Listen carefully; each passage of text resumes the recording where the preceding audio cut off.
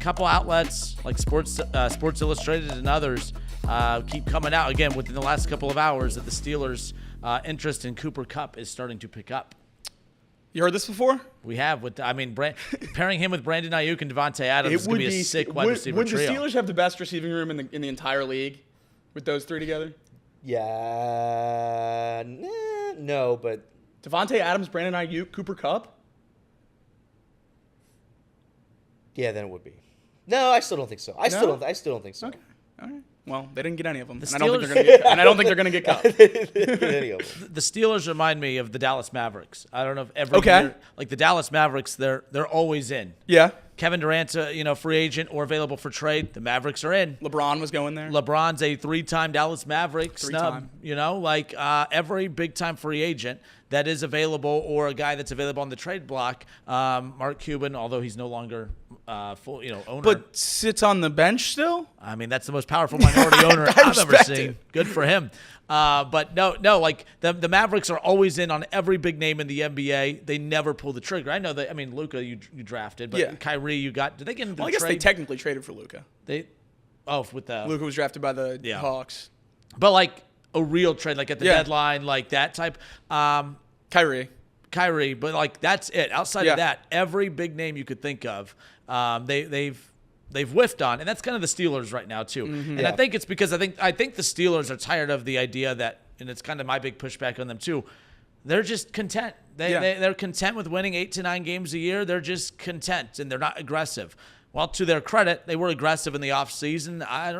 Getting Justin Fields and obviously Russell Wilson. I'd say that's pretty aggressive for the Pittsburgh Steelers overall, but their back was against the wall. They kind of had to. They didn't really have a choice, in that regards. But very aggressive. They were in on the Brandon Ayuk conversation. Devontae Adams was almost a Steeler last week. And now the big name that is circulating around the trade mill, if you will, is Pittsburgh and Cooper Kupp. Could they potentially pull it off? Possibly. Would George Pickens and Cooper Kupp be a hell of a wide receiver duo? When you look at the wide receiver duo, that's Jamar and T in the AFC North. I wouldn't pick Pickens and Cooper Kupp over them, but that would be a good counter to those two, no doubt about it. And the one thing that the Steelers would have is a defense to complement that offense, and they already do have a very good defense, and the offense looked okay the other night.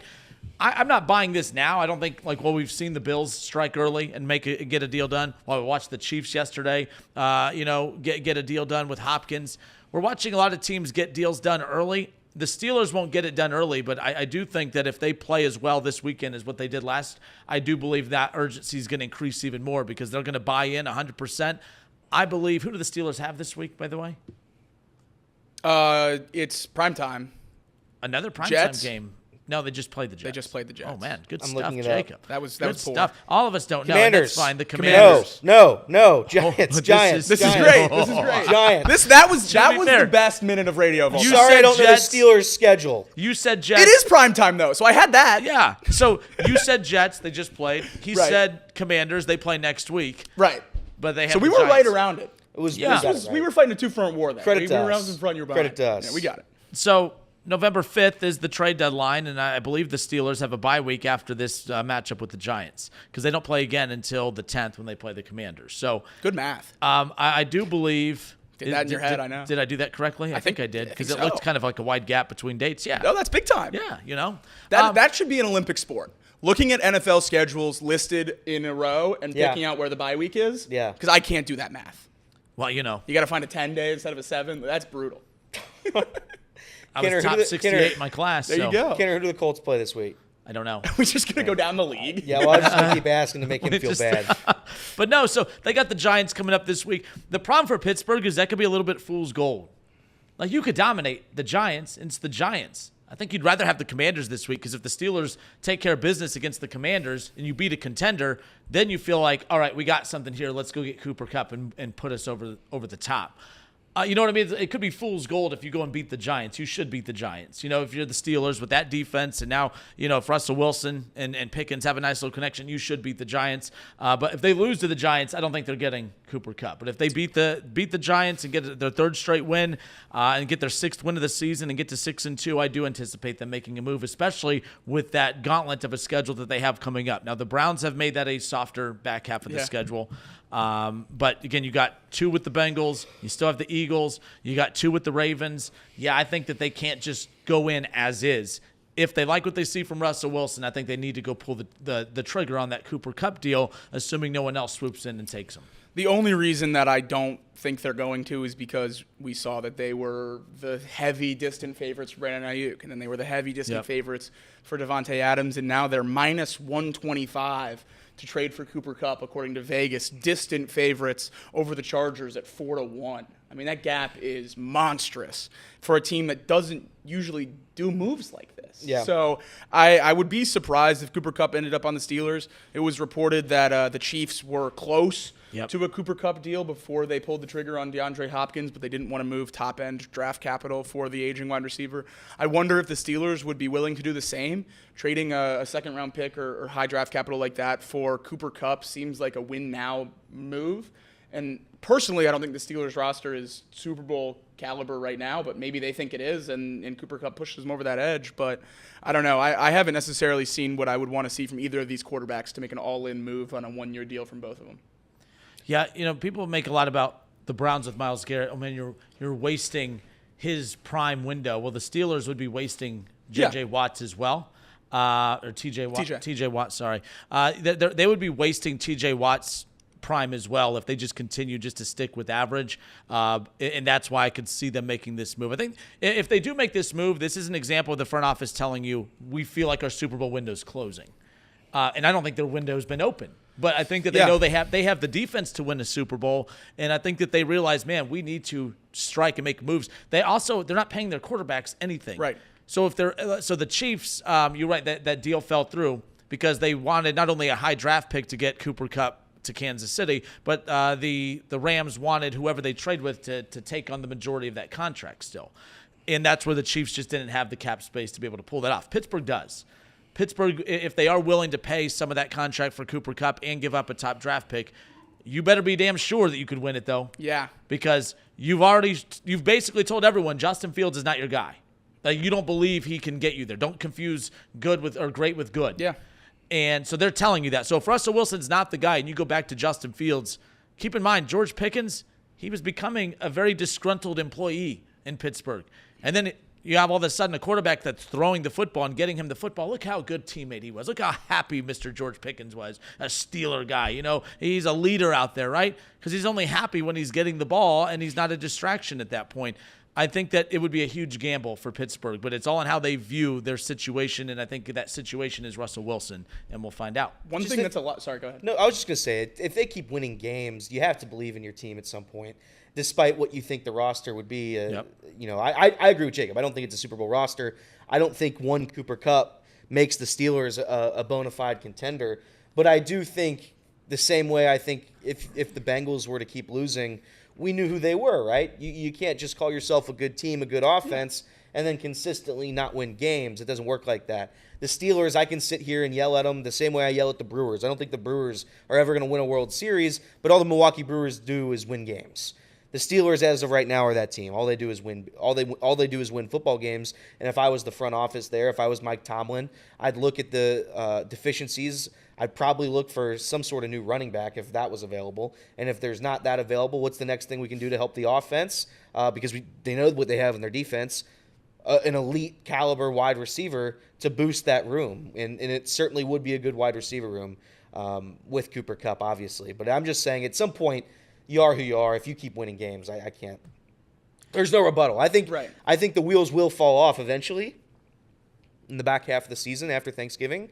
But as of right now, yeah, they're fine. My thing, I guess, is just, and I agree with all the sentiment you have there, but if I'm going to add a wide receiver to a room of a team that I think is on the brink of being a contender maybe, I'm not going to give a second-round pick for Cooper Kupp. I'm going to get someone with less draft capital than that, just because I don't want to give up that much. Yeah. Because the one thing about Cooper Kupp's deal, too, that's a little bit unique compared to Amari Cooper and DeAndre Hopkins that have already been traded this cycle is there's an out after this year, but there is 2 more years on that contract. So you could be getting 3 years out of Cooper Kupp after making this trade. So it's not necessarily just a 1 year and go like this DeAndre Hopkins and Amari Cooper seem to be. This could be a long-term move, which is why I'm even more anti it for the Steelers because this offseason, You're going to have a 32-year-old Cooper Kupp with back-to-back $30 million cap hits if you trade for him, and then you're going to go try to find your quarterback of the future? I think that timeline is reversed for me. I think if I'm a team trading for Cooper Kupp, I want to have my quarterback in place now because you have year 32 and year 33 of a really good wide receiver to try to make a run at a Super Bowl. Yeah, like the Bengals. James Rapine. There's 3 teams that I think make a lot of sense for Cooper Kupp right now. One, and again, they may want to get Cooper Kupp out of the NFC altogether, but Washington, I think, is an easy one to throw out there. You pair him with Terry McLaurin. But they have the cap space to do it and the draft capital. And I think Pittsburgh's one. I think Pittsburgh makes sense. I get why people are saying that, but I agree with Jacob. If they weren't aggressively in on Brandon Ayuk, if they weren't aggressively in on Devontae Adams, if they're not always aggressively in all these moves, but they never come through and follow through with them, at some point you start to lose faith that they're going to get it done. So that has me a little skeptical there. You want to know the team I think that needs to go all out and do it and pull the trigger? It's the Los Angeles Chargers. Do you have the chat pulled up? No. I just said that, right? When you took it back. I'm sorry, my bad. No, I love that we're on the same page. Yeah, because I literally read as soon as you took it back, I said I would love to see Cooper in I'll let you go take over for them. But the Chargers, go for it. But no, I just like we They talked. They have one of the worst wide receiving rooms in football. Yeah. They have one of the worst wide receiving rooms. And the AFC is not very good right now. No. Like I think as of right now, we've talked about it, but the Bills out of the East, Ravens out of the North, the Texans out of the South, and of course the Chiefs out of the West. Outside of that, 3 spots. Pittsburgh, Cincinnati, and who? Like, I don't look at anyone else right now and say, oh, that's a lock. Jacksonville, no. The Colts, Jacksonville, and Tennessee, that whole division's out outside of Houston. Cleveland's out. They're done. I think that the Jets, I think a week ago I would have put them in that conversation, but there's a lot going on behind closed doors. And Miami, maybe, but even if they get Tua back, it's not about Tua being on the field. We know who Tua is on the field in the back half of the season to begin with. I think the Chargers, with that defense and with Justin Herbert, who's putting up sick numbers with no one to throw the ball to, imagine what they could do with Cooper Kupp over in Los Angeles. And again, he's already over that way anyways. I mean, he wouldn't even have to relocate all that much. I think it would be a perfect move. That's exactly where I want him. And it would be bad for the Bengals because that just makes another scary contender in the AFC because I think the Chargers take a massive step with an addition of Cooper Kupp. And then another point, not only just Justin Herbert, who he would help really unleash a little bit. Colin Will in our chat puts in another great point. Cooper Kupp would be a perfect mentor for Ladd McConkey. Yeah. The same, very similar position, underslide slot receivers who rely on great route running. Would be a great way to mold him more into the offense and free up Quentin Johnson. You're asking him to do a lot as a second-year player there. So it would be a really good move for the Chargers, and I think something that's exactly where I would want him to go is a place like that with a quarterback lacking weapons because he's so reliable when he is on the field. I know there's injury concerns, and obviously there are, and maybe a little bit more than you would like with a 30-year-old wide receiver. But when he is playing, there's not many guys in the league that are more reliable than he is. You mentioned James Rapine a little bit ago. Yeah. The Bengals, I didn't look at them as a legitimate landing spot. For them, you think the Bengals, you think T and Jamar. I mean, what the hell do they need Cooper Kupp for? But why not? Like, I always say, like, what moves can you make at the deadline to improve your defense? Not many.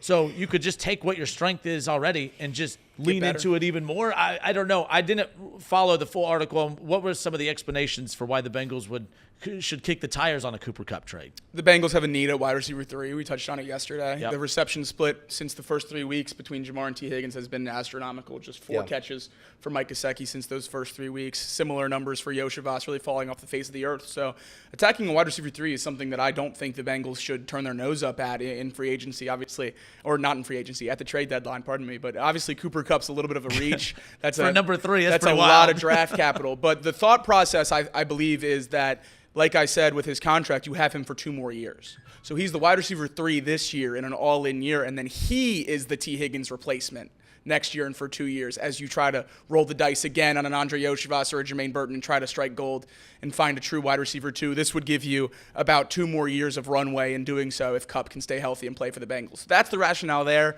Would only be a wide receiver 3 for about 10 weeks. But certainly an interesting trade, one that I don't think is likely whatsoever, but would be fun to watch. It would be. Why not make the Bengals have the best offense in football? The greatest show on turf. Why not? Yeah, but I love that. Hey, we need a wide receiver number 3. Let's go get Cooper Kupp. That's the best. I'll take it. I feel like a Yankees No, I'm not fan. mocking it. If you gave me the option to have Cooper Kupp, Jamar Chase, and T. Higgins on the same roster with Joe Burrow, oh boy. So and welcome back, by the way, Off the Bench, presented by United Dairy Farmers. brief Browns talking point here. Please. Coming into the season, Amari Cooper wanted a contract extension. He'd been one of the most efficient wide receivers in football, led the AFC North in receiving yards the last couple of years. Obviously, the first Browns receiver since the Browns returned to Cleveland in '99, first Browns receiver to have back-to-back 1,000-yard seasons. Obviously, been a great piece for the Browns over the last couple of years. They end up not getting an extension done, a long-term extension, but I did think it makes sense just to rework the contract, give him more guaranteed money. Cool. Both sides were happy and content. He still was upset, wanted that long-term deal, but whatever. Both sides moved on. The second that deal gets done, then all of a sudden the Browns are in on Brandon Ayuk. And the money that Brandon Ayuk went for and was asking for was the same amount of money that Amari Cooper was asking for. And then Amari Cooper went from being content in Cleveland to now very disgruntled because, hold on, wait a minute. You told me you didn't have, because one of the reasons was it wasn't that the Browns used his age as an example or as a reason, which, by the way, that should have been the reason. I supported the Browns not wanting to give an extension to Amari Cooper, who was 31 years old. I don't know why that should not have been the number one talking point with that from that front office. They said they couldn't afford it. Multiple reporters have come out and said Browns had said they couldn't afford to give Amari Cooper that extension. But then all of a sudden, they're in on Brandon Ayuk for the same amount of money, if not a little bit more than what Amari Cooper was asking for. That's what led to the disgruntlement of Amari Cooper from that point on. It wasn't that he didn't get the extension. It's the fact that they told him they didn't have the money to do it. And then not even a week later, the Browns are in the heat of the conversation in the rumor mill of potentially landing Brandon Ayuk.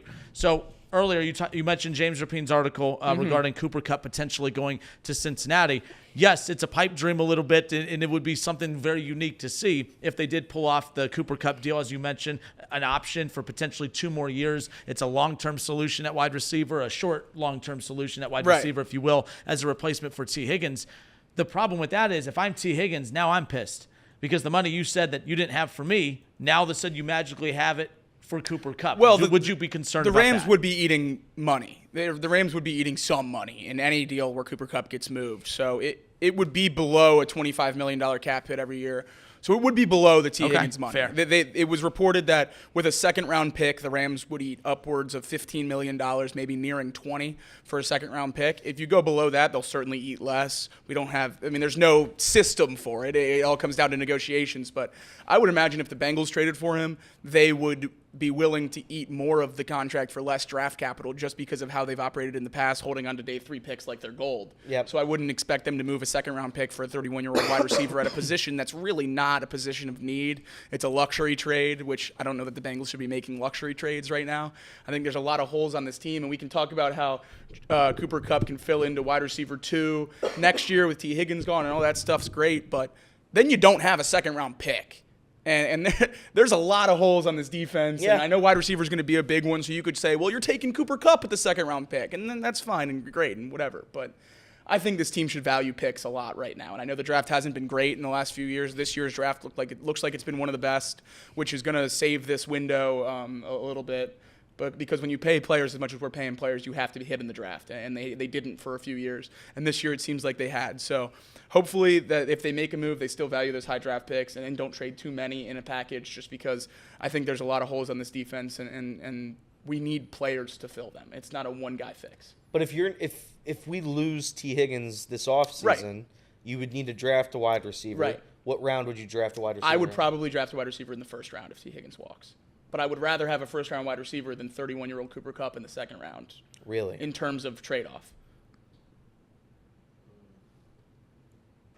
What was that? Speak Casey, up. no, What the Casey, hell was that? please. I'm What only the hell laughing was that? because Casey had enough. He was like, Speak up. Casey just made a grunt over I hope there radio on the picked side. up on the grunt I do because too. that was No, epic. I had my mic muted, but I don't know if I would agree with that because of how I think you take the risk on how good Cooper Kupp could be for just two or 3 years. I know that, thinking about what you got for T. Higgins, he was the 33rd pick in the draft, and he's missed 4 games pretty much his entire career, every single season that he's played. And Cooper Kupp had a season where he almost broke, 2,000 yards, right? Yeah, absolutely. I like the second round pick and offloading a bunch of money for the Bengals for the third receiver. I think he comes in and he's immediately better than T. Higgins, to be honest with you, because I absolutely think Cooper Kupp's better than T. Higgins. Yeah, I think it's a no-brainer if that was an option, but the Bengals don't operate like that. So call me crazy. I think Cooper Kupp's better than T. Higgins. Don't want him as the receiver next to Jamar. I don't think that's the body type that works in this two-receiver set. T. Higgins is such a good complement to Jamar because he's a different receiver. I mean, he's 6'2". It's not right. T. Higgins is 6'4". I would like a big body receiver next to Jamar, not a slot guy, personally, as the elite wide receiver too. I don't know. And then you play the mix and match game in the slot. Personally, that's the way I would lean to build this wide receiver room up around Jamar. Yeah, I don't know. I mean, either way. My worry with Kupp as well is the injuries.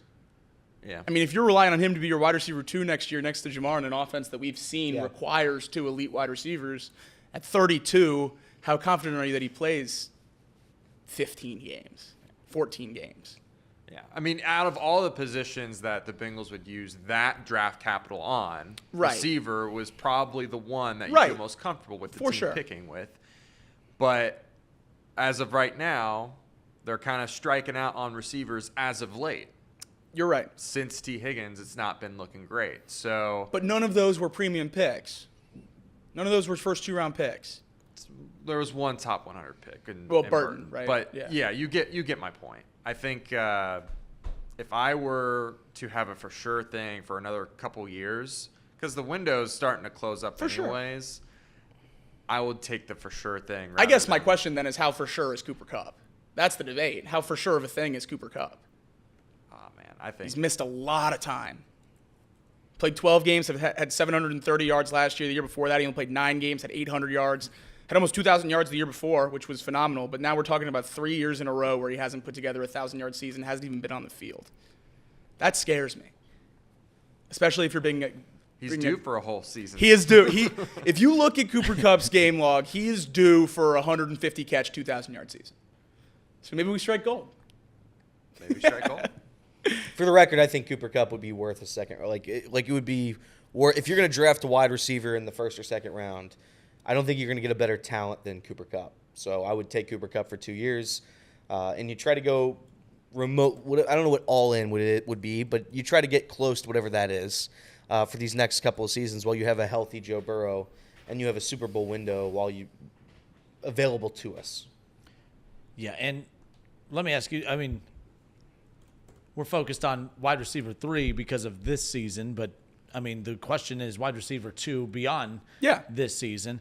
I've seen people totally change their vibe on the chances of Cincinnati keeping T. Like, it's increased because you're seeing coming into this season, there was the hope and anticipation that there'd be enough depth at wide receiver that it wouldn't be convenient to lose T. Higgins, but there'd be enough there to be able to still make that offense flow. We've seen with just Jamar out there, the offense does not look as crisp. In the last 2 weeks, even with both of them out there, they've looked very good, T and Jamar. But the passing game as a whole has not looked very crisp, and it's because of the gap between those two and then that third, pass catching option. So it's created even more question marks at the end of the day. Not that T being good created question marks, it's just how bad everyone else has been in the pass game in that regard. So who knows? But nonetheless, a little bit ago, Russ Heltman with Sports Illustrated put this out covering the Cincinnati Bengals. ESPN not expecting Bengals trade deadline move, names one possible target is the headline. Look, I don't think it's a headline that the Bengals not expected to make a move at the deadline. We discussed it yesterday. It's just not how they operate. But ESPN's Jeremy Fowler doesn't expect Cincinnati to make a move at the trade deadline, but his colleague Ben Solak does think that they could benefit from adding Raiders defensive tackle Adam Butler.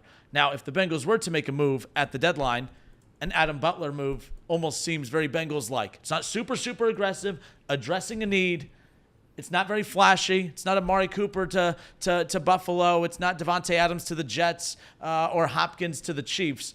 But again, it does address a need. It adds another weapon to their pass rush, something that they need at this point. One thing I think Bengals fans need to realize is you cannot compare the Bengals' needs to the needing a wide receiver or a running back or that stuff. Trading for a big-name wide receiver at the trade deadline is much, much easier. That's why we see 3 or 4 of them moved every single year for mid-round picks. Trading for a tackle or an edge rusher or a corner one, the things the Bengals need, that doesn't happen very often. And if it does, it requires major draft capital. Like, you're not flipping a 3rd or 4th round pick for a corner or an edge rusher that's the same caliber player as Amari Cooper or DeAndre Hopkins. That's just not something that happens in the NFL. So I think that's a lot of things that the Bengals fans need to realize as well as we get closer to the trade deadline and people get a little upset about the Bengals not making moves.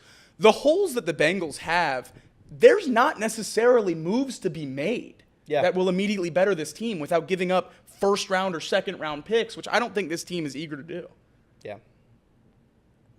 Off the bench, presented by United Dairy Farmers, Chatterbox Sports on YouTube, ESPN 1410, Wing AM in Dayton. Again, Adam Butler, 30 years old, 28 tackles this season in 7 games. The defensive line has been playing much better since they got healthy. So it's knocked that need down on my list quite a bit. I would personally, if we're going to focus on a depth piece trade, it would either be tackle or corner, in my opinion, just because the loss of Dax Hill, Mike Hilton's been banged up this year. We saw Geno Stone get hurt, seemingly okay. So we'll see what happens there, but I would look to add in the defensive secondary, and then with the with the Orlando Brown and Mims injuries already on the offensive line, having just Cody Ford as the backup tackle is my main concern. But with the defensive line, we had Lawrence Guy inactive this last weekend against the Browns. I don't necessarily believe that we're going to go out and trade for a guy that's that much better than the D lineman we've had inactive so far. So I'm more leaning towards staying pat on the defensive line when it comes to trade deadline talk.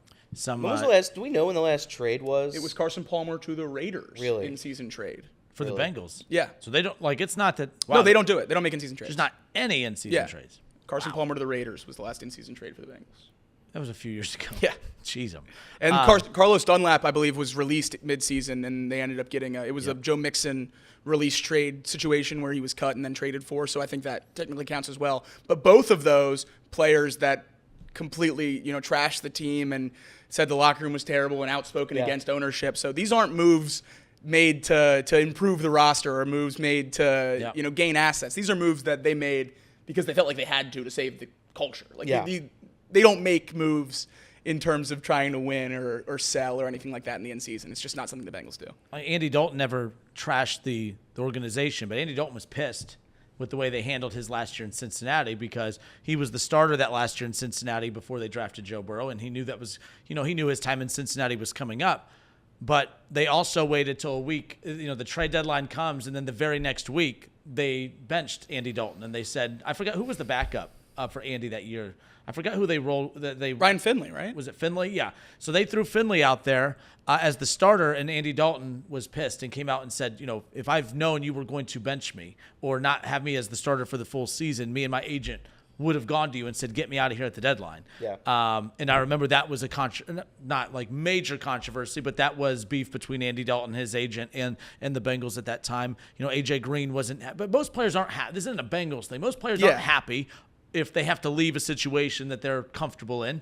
But that was, that was a changing of the guard at that time as you were transitioning out of the, that Marvin Lewis era, if you will, a couple years into the Zach Taylor run, once you get Joe Burrow and T. Higgins, Jamar Chase and whatnot. Couple names that have been thrown out, not really for the Bengals, but just when you talk about the needs that you would like obviously most likely not going to go get a wide receiver. They're not most likely going to go get anybody. Right. But the needs that you talk about, what would you think about even at wide receiver? If you go, I don't think Mike Williams I don't think the Jets will send Mike Williams to Cincinnati. That's a team that they're going to be competing with for that wild card. I don't think the Jets will do that. What about Treylon Burks from the Titans? I'm good. I loved him coming in. I'm okay. He stinks. I'm okay without him. He's been garbage. Yeah, none of those Titans receivers really interest me. I've seen a lot of people pointing to the Tyler Boyd reunion. I'm good without Tyler Boyd. He has not been great this year. I think that stinks a lot like the Von Bell reunion stinks, where it's you're relying on old emotions and vibes and not watching tape and seeing how they play. So I know the offense is bad in Tennessee, but do you know how many catches Treylon Burks has this season? Anybody guess? Any guess? He's been inactive for I think 3 games. He's played 3. He's played 3 games. He has 4 catches. Yeah, he hasn't worked there. They drafted him to be the A.J. Brown replacement, so hasn't been great. He'd be interesting. Maybe Burrow can revive him. He was a special player at Arkansas. He was fun to watch. He was highly touted coming into the drafts. It would be exciting. If that takes a 5th or 6th round pick, I'd jump on Treylon Burks in a second, but I wouldn't go 3rd or 4th for him. Because, again, that's a true wide receiver 3 hole you're trying to fill or trying to improve. If you don't make a move at the deadline, you're stuck with what you got. T. Yeah. Higgins, Jamar Chase centric, which isn't a terrible thing, but again, I would take so Treylon Burks. it's one of those where if you do trade for Treylon Burks and it doesn't work, you at least made an attempt to try to fix a little deficiency in the offense heading into that deadline. Another name that's on here, these names probably won't do anything for Cincinnati, but James Conner, the running back from the Cardinals, and Travis Etienne for the Jaguars. Not so much for the Bengals, but just names to keep an eye out from around the league. But for the Bengals, a name that fits what you talked about, Jacob, Jonathan Jones, cornerback from the Patriots. He is being dangled out there according to reports. That would be a home run of all home runs. Jonathan Jones is a very, very good corner in New England. If they're tearing it down, that would be a very interesting call that I would certainly make. I mean, with Christian Gonzalez emergence, maybe they don't want to pay 2 corners in a defense with a rebuilding offense. So maybe you can get him for a little cheaper than expected for a player that good. That would be a phenomenal addition to this team. Slide Cam Taylor-Britt from the 1 down to the 2, give him a little less pressure on his shoulders. Maybe he can get back to where he was last year and the year before. That trade made me real excited. Jonathan Jones would be awesome. Uche would be. I just said I don't want to improve our pass rush. I thought we were fine, but man, Uche would be awesome. Didn't he take a pay cut to stay in New England this offseason? I think he took less than he was market value to stay in New England this offseason. I'm not sure. I can look it up real quick. Sorry I dropped that on you. That was mean. So with Jones, again, potential landing spots of betting favorites, Kansas City Chiefs and Tampa Bay Buccaneers for Jones. A potential landing spot there. And then scrolling down and taking a look at the potential landing spots for, of course, Burks, the Baltimore Ravens are one of those teams. They're going to get a receiver.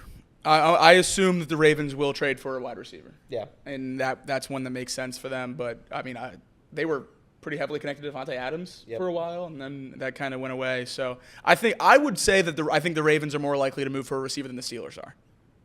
And so, the Ravens and the Raiders. Again, the Raiders, I don't know why the Raiders would be buyers at this deadline, but I don't think they know what the Raiders seem like a very confused franchise.